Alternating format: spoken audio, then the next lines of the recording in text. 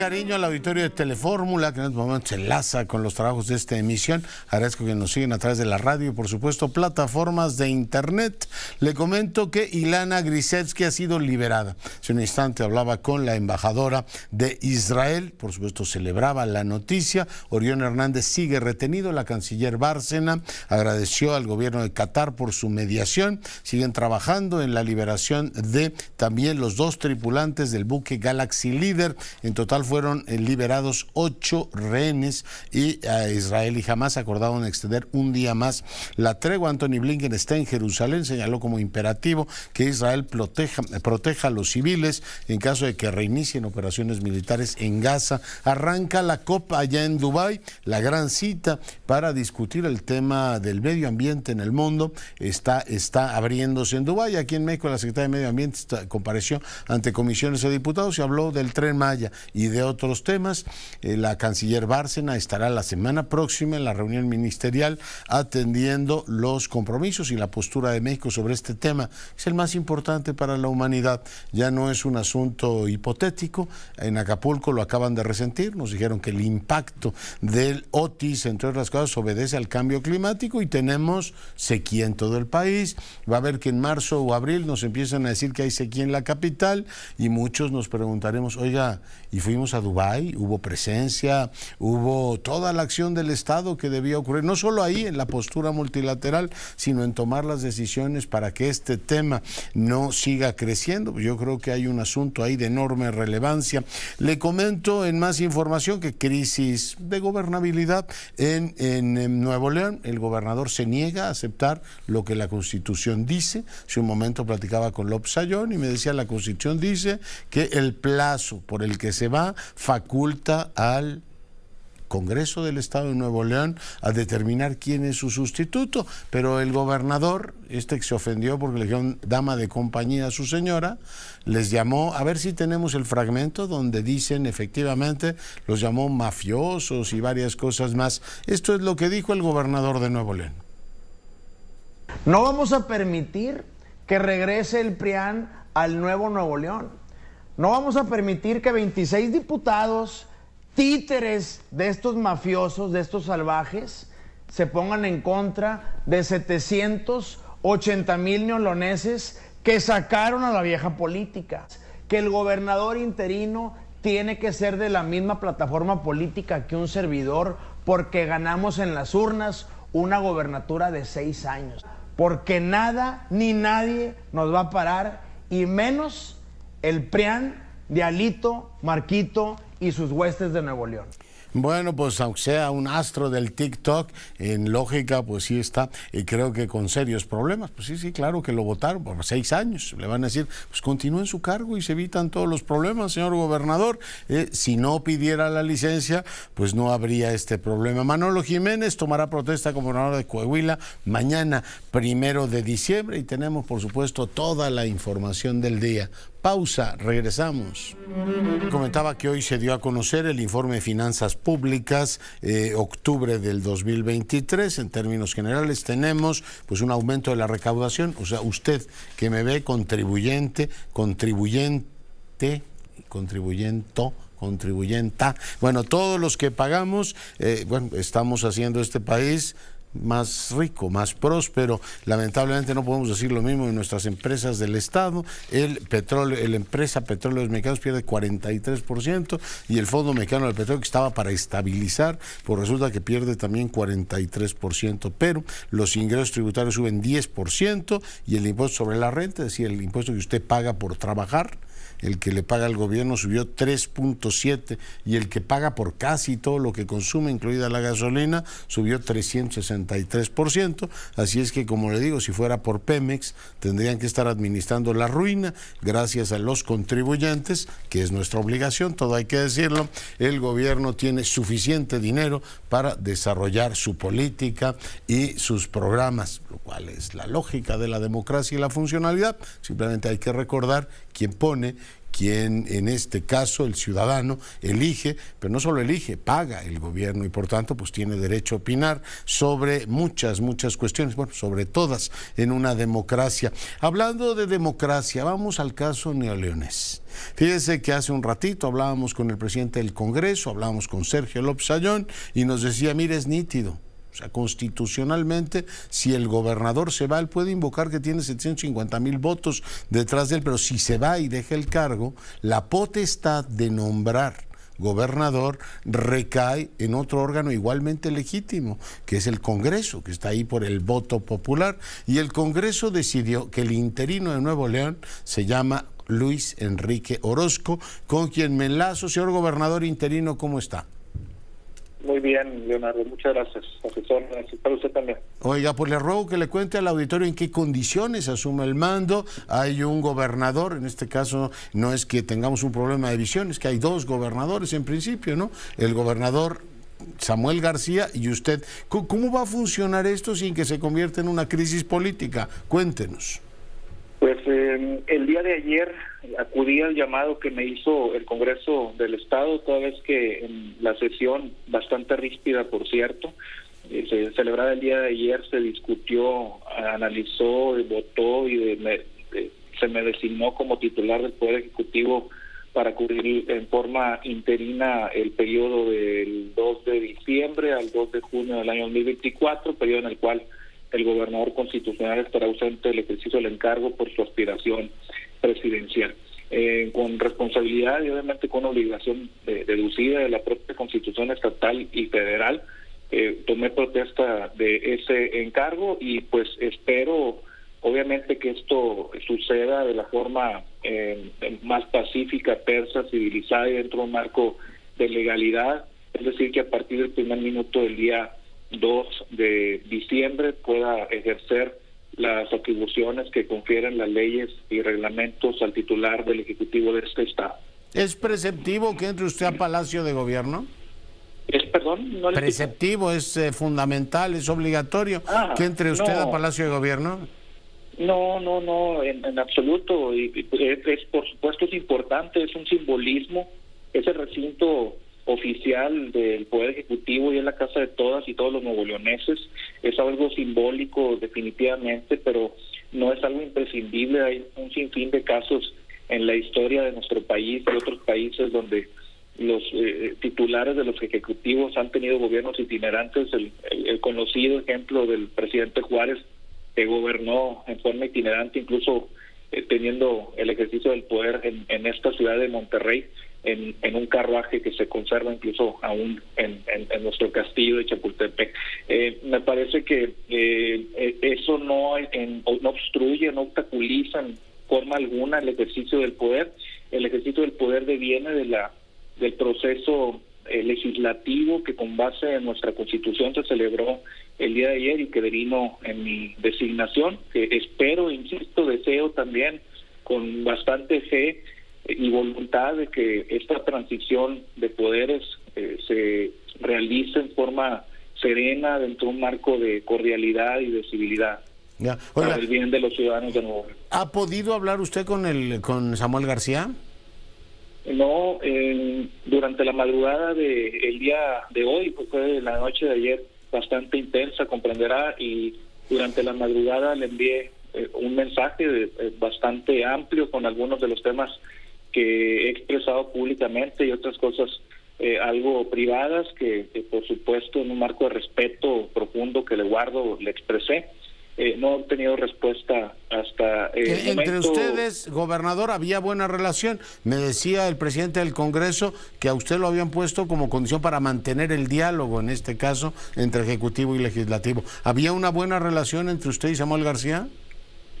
Quiero pensar, fíjese lo que le responderé, quiero pensar que la hay, la había y quiero pensar que la hay, lo respeto y creo que me respeta. Confió en mí y le he pedido que sostenga esa confianza tal que le llevó a pública y reiteradamente pedir mi designación como fiscal general hace algunos pocos meses. Él expresó su intención de que yo fuera designado como fiscal como condición para zanjar la crisis política que desde hace un año existe en nuestro estado, e incluso refirió la posibilidad de desistir de todas las acciones y controversias que había promovido y sentarse a platicar del tema que quisiera si yo era designado fiscal. Agradecí públicamente y agradezco esa distinción, pero yo rechacé esa oferta. Yo era el vicefiscal y yo me debía a la institución y a mi superior, que en aquel momento era el fiscal general. Creo que ese respeto seguramente existe y él tendrá una opinión en tal sentido. Yo espero así sea y que con base en ella y tantos otros valores de nuestra formación jurídica y como hombres de una convicción democrática, esta transición de poderes se lleve en forma ordenada, pacífica y, repito, poniendo siempre el centro de la discusión y privilegiando los intereses de los ciudadanos nuevoleoneses. Pues de momento no ha ocurrido y lo que ha lanzado es una catilinaria muy fuerte, ¿no?, sobre su legitimidad. Le pregunto, el día 2 usted va a ser el jefe de la administración neoleonesa, ¿puede nombrar, remover, destituir a algunos de los secretarios? Pienso el mando de la fuerza pública, gobernador. Sí, definitivamente existe esa facultad. Sin embargo, lo expresé ayer tras la toma de protesta, que no existe en mi visión para el ejercicio de este encargo la intención de hacer remoción o una alteración grave de aquellos programas de gobierno y mucho menos de los programas de gobierno que lleven bienestar a la ciudadanía. Por el contrario, expresé la voluntad de secundarlos, de fortalecerlos y, por supuesto, lo que sí dije y también lo sostengo, es decir, poner mayor atención y diligencia en las crisis que agobian a nuestros ciudadanos. Me refiero especialmente a la crisis de seguridad, a la crisis derivada de la falta de agua, de la mala calidad del aire y de la grave falta de condiciones óptimas de movilidad para nuestros ciudadanos. Eso lo expresé y también expresé, y así creo que es concebir que el enemigo no está entre nosotros, el enemigo se encuentra en las calles. O sea, ¿está usted facultado? Porque entiendo, por ejemplo, que a nivel federal una sustitución del presidente no se permitiría un cambio de gabinete durante cierto tiempo. Por eso le pregunto, ¿usted podría el día 2 decir, nombro secretario de Seguridad Pública quien usted decida? Esas facultades existen y por supuesto que podría ejercerlas. Le repito y quiero ceñirme a lo que dije y lo que es mi visión hasta el día de hoy, y que creo que así será también conforme a lo que he ofrecido. Una transición ordenada y dar continuidad a los programas de gobierno. No haré modificaciones sustanciales en los programas de gobierno, ni en el gabinete, ni en los órganos desconcentrados o descentralizados de la administración pública. Si fuera el caso que fuera necesaria una sustitución, rotación o despido de por un eventual desacato, no solamente por lo que fuera, no solamente por eso, por desacato, por corrupción, por indolencia, por inacción, por omisión, por supuesto que tomaré las decisiones que sean necesarias para el bienestar de la ciudadanía de Nuevo León. Jurídicamente usted no tiene duda que su nombramiento está blindado. No tengo ninguna duda, porque los más altos tribunales del país, la Suprema Corte de Justicia de la Nación y el Tribunal Electoral del Poder Judicial de la Federación, reconocieron cabalmente la facultad que establece la Constitución de Nuevo León y que legitima al Congreso del Estado a designar a un gobernador interino en casos de ausencias de hasta 6 meses del gobernador constitucional. No es algo que yo crea, Leonardo, lo dice la Constitución cabalmente y lo reconocieron así los máximos tribunales del país. Creo que está en nosotros el respeto a las decisiones de nuestras instituciones legal y democráticamente establecidas, en este caso y más ni menos la Suprema Corte de Justicia y el Tribunal Electoral del Poder Judicial Federal. Pues lo seguiremos puntualmente y le deseo mucho éxito en la gestión, gobernador. Le agradezco muchísimo, estoy atento y a sus indicaciones. Gracias, muy amable. Y bueno, seguimos con la información. Cintia, mira qué bonita moneda tengo. Mira. ¿De qué es? Es el colegio. A ver. Hoy, por cierto, el presidente estuvo en el pesos. Colegio Militar, moneda de 20 pesos, recordando, por supuesto, los 200 años de la fundación. Hoy el presidente estuvo en el cierre del ciclo de todas las celebraciones.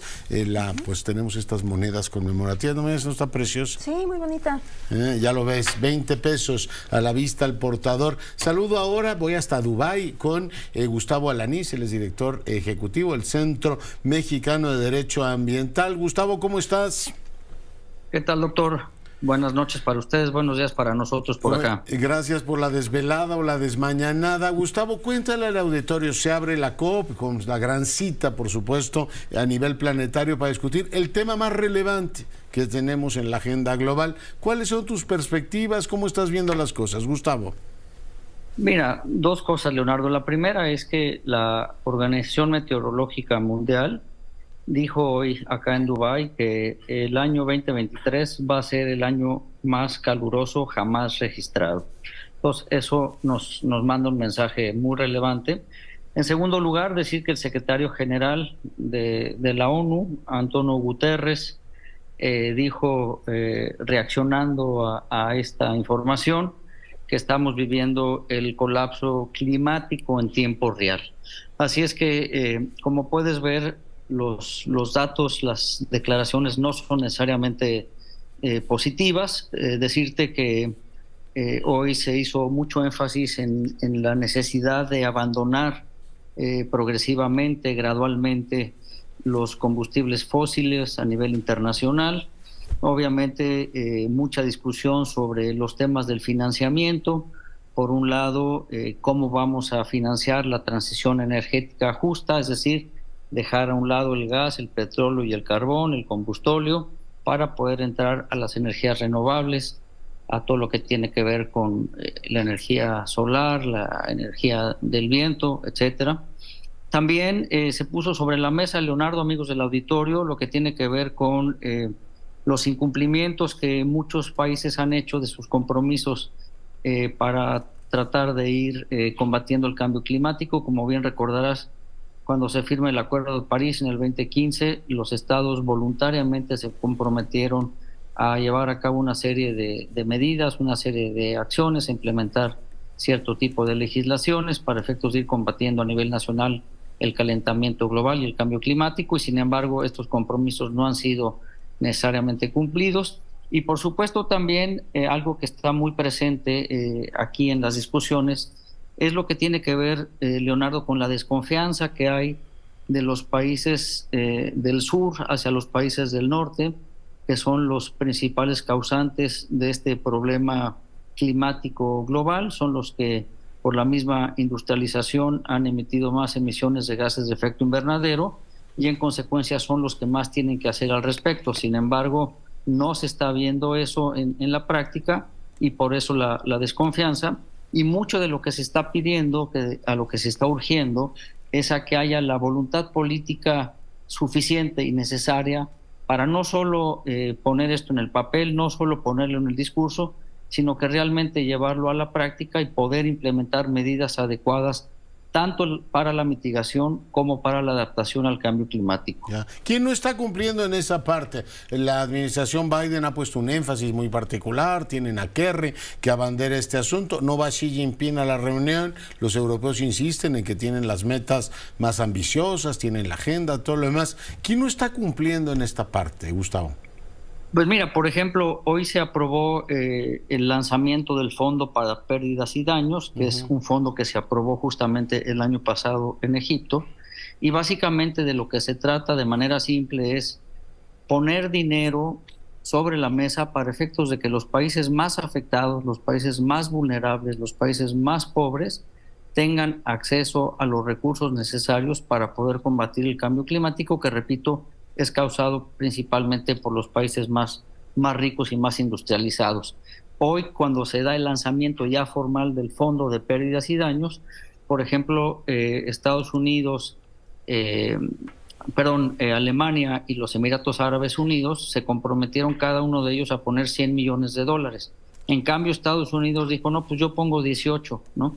Entonces, eso comparado con lo que implica la contribución de Estados Unidos al calentamiento global, pues no tiene nada que ver, es una cifra muy menor, es una cifra muy insignificante, y esto habla del poco compromiso que pudiera llegar a tener. Entonces, digamos que hay claroscuros, hay contradicciones, ¿no? De si bien esta administración del presidente Biden empuja favorablemente por los temas ambientales y de combatir el cambio climático, pues en la parte del financiamiento para poder meterle dinero a este fondo que va a estar alocado o alojado inicialmente en el Banco Mundial, no necesariamente representa lo que debería de ser. Así es que... 18 aquí, millones para Estados Unidos es como si usted pidiera un préstamo de 2 pesos con 30 centavos, más o menos, ¿no?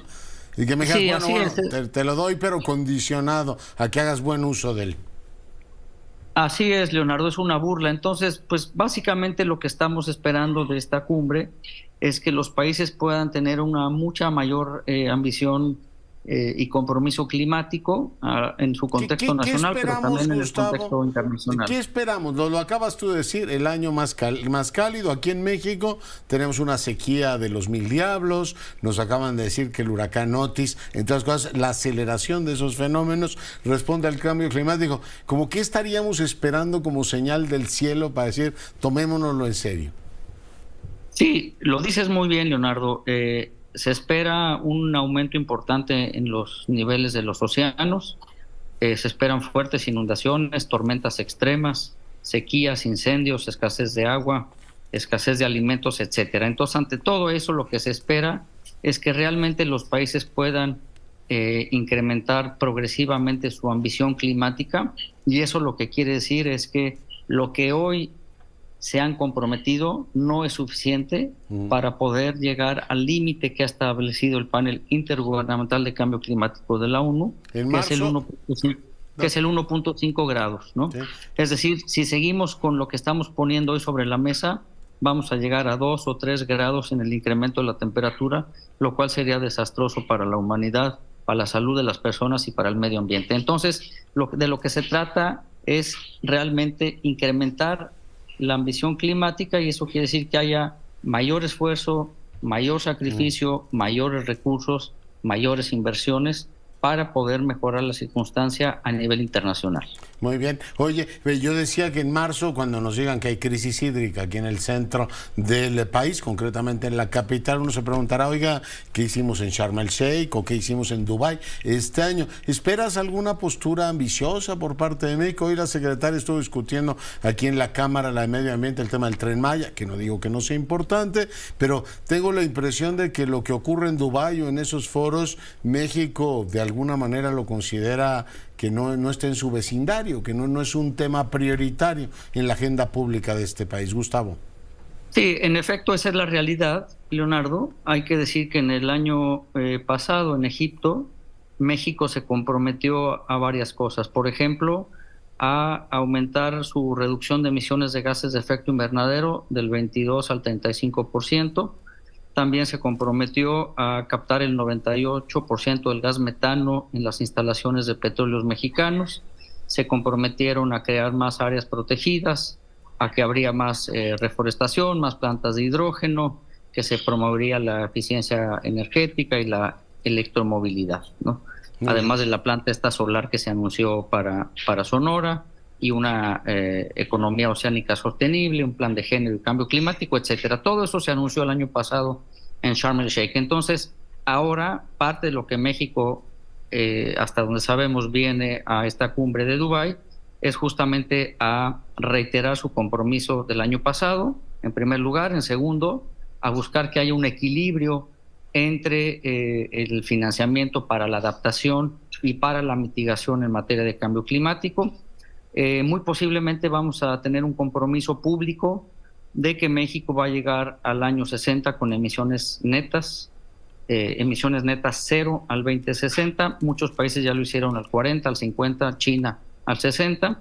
Y obviamente esperamos también que haya un anuncio por parte de México diciendo finalmente que va a haber una eliminación gradual de los combustibles fósiles en el país. Muy bien. Pues Gustavo, te mando un gran abrazo y te agradezco mucho el enlace.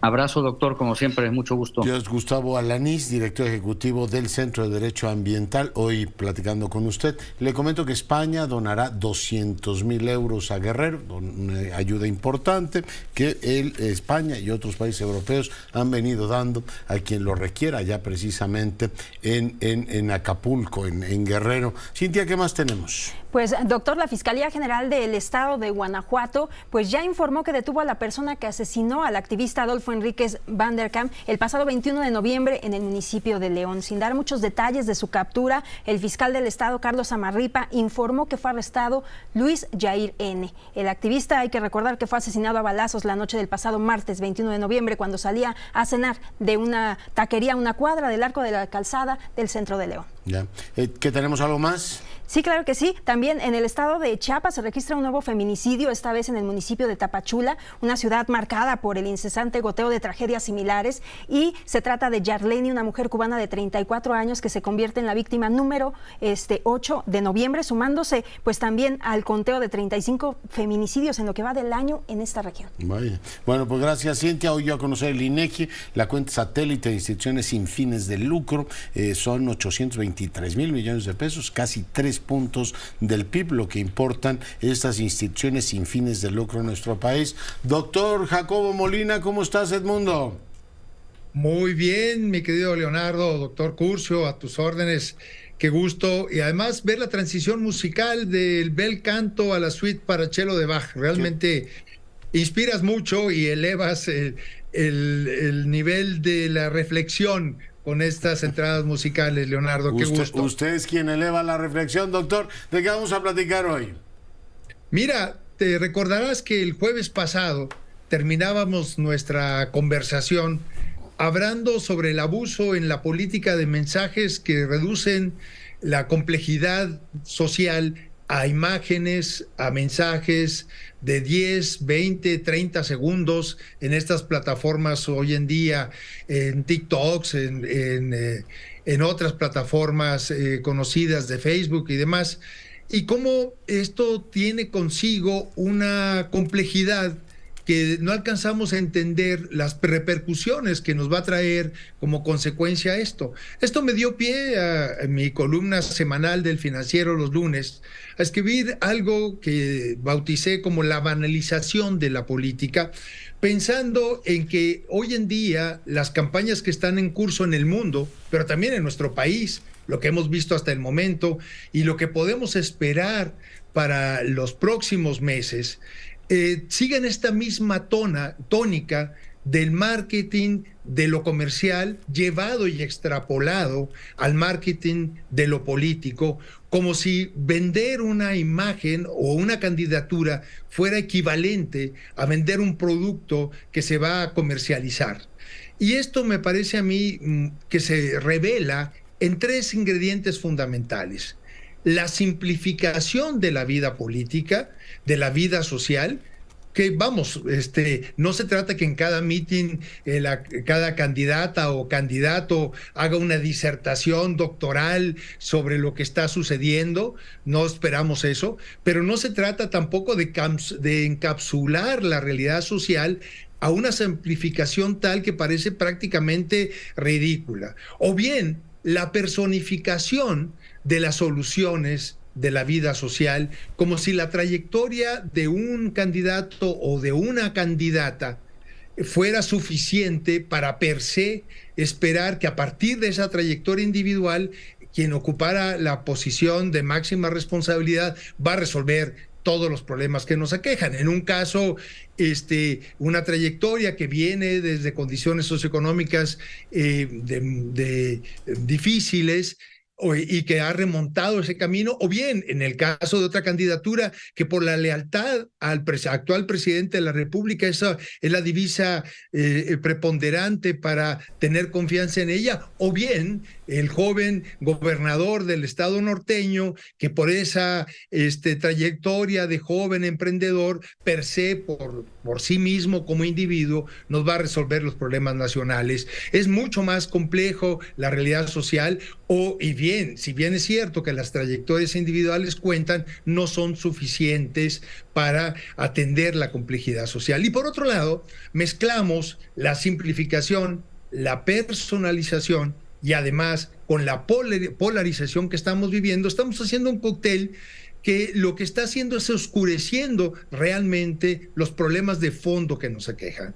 Y además, si le sumamos a esto la evidencia de espectáculos como el día de anoche en el Congreso de Nuevo León, pues son el ingrediente perfecto de pensar que la política puede venderse como un espectáculo y lamentablemente un espectáculo no necesariamente el más agradable de todos, y que más que acercar a la ciudadanía a esta complejidad social, la aleja, o bien la vuelve sujetos pasivos esperando un espectáculo cada vez más estridente, claro, día a día.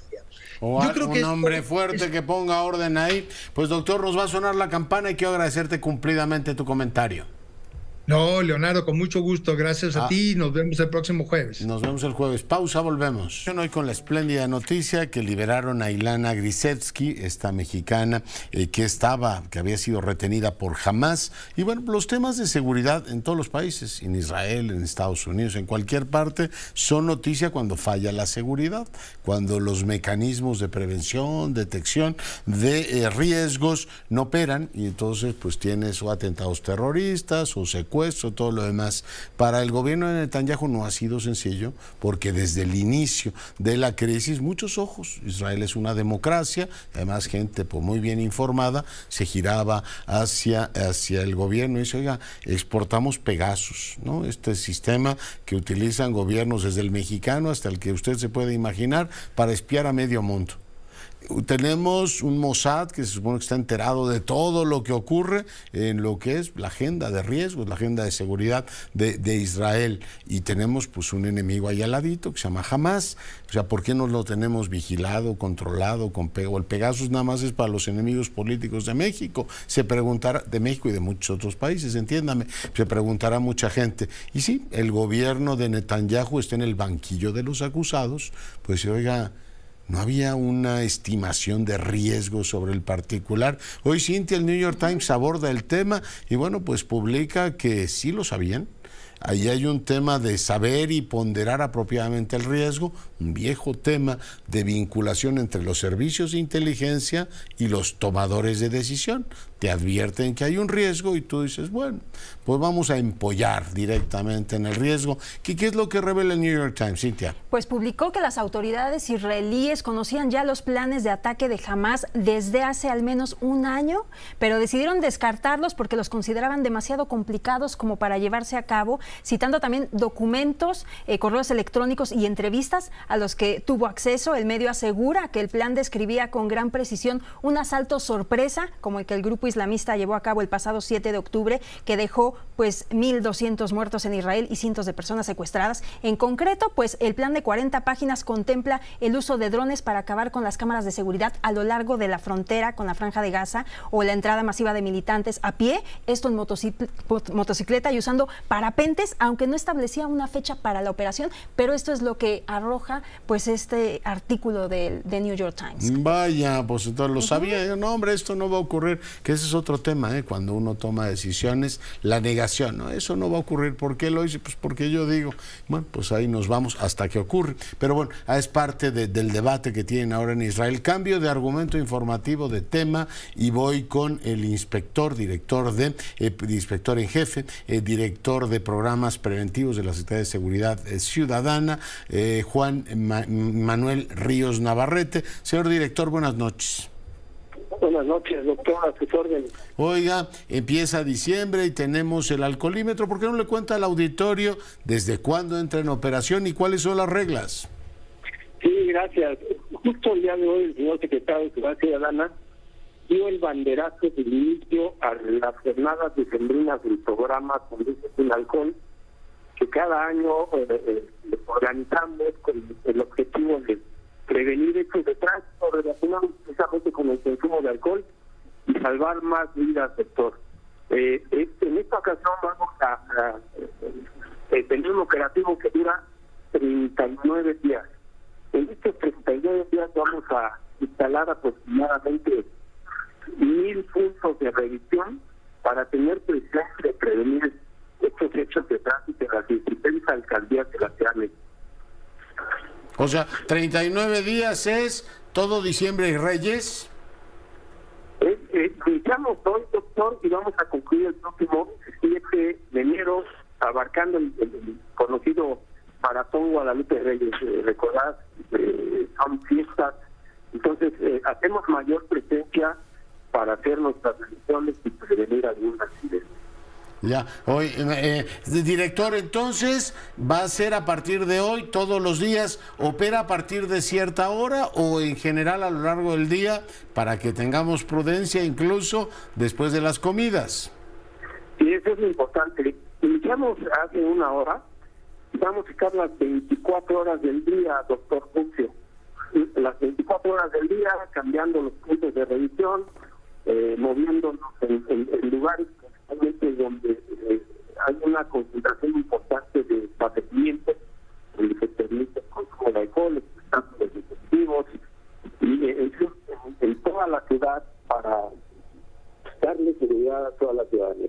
Muy bien. Oiga, ojalá convenza a las autoridades que además del alcoholímetro tengamos un celularímetro, porque a mí me da pavor cuando veo a alguno de estos fanáticos de la pantalla estar viendo sus mensajes mientras conducen, director. Y ese también es un factor de riesgo en los hechos de tráfico.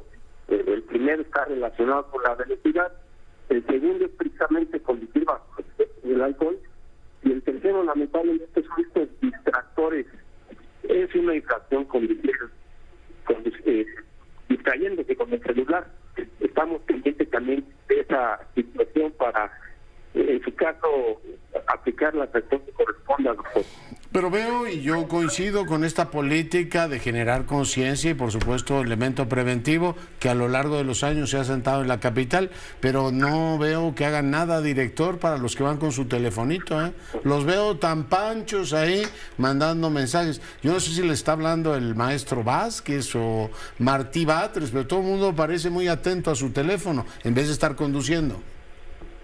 Sí, doctor. Este tema lo tenemos también ya previsto para darle atención debida. Ya. Oiga, pues ahí está el anuncio, entonces seamos todos responsables, es por el bien de todos, no queremos más accidentes y no queremos, por supuesto, pasar una noche. Sigue existiendo el torito, ¿no? Así es, sí, el mensaje que le damos cada año a los ciudadanos que si deciden festejar lo hagan de manera responsable. Si tomen algunas copas de alcohol, no conducir, porque en efecto, si son detenidos en un punto de revisión, son presentados con el juez cívico, que es quien les impone el arresto, que va de 20 a 36 horas, y van a dar al conocido torito. Aunque estén buenos los chilaquiles, nadie quiere llegar ahí. Oiga, ¿opera igual para varones y mujeres? Es exactamente igual, doctor. Solo si está separado tanto el traslado que hagamos de algún detenido, y hay una separación al interior del centro de administración. Pero torito o vaquita le toca a todo el mundo, ¿no? A todos, doctor, sin excepción. Bueno, pues a cuidarse y a ser responsable, que de eso se trata el programa. Director, gracias. A sus órdenes, buenas noches. Gracias, vamos a la pausa musical. Con la comparsa, qué bonito, nos pone a todos de buen humor. Cintia, nos vemos mañana. Que tengan una excelente noche. Cuídese y sea rabiosamente feliz, se lo merecen.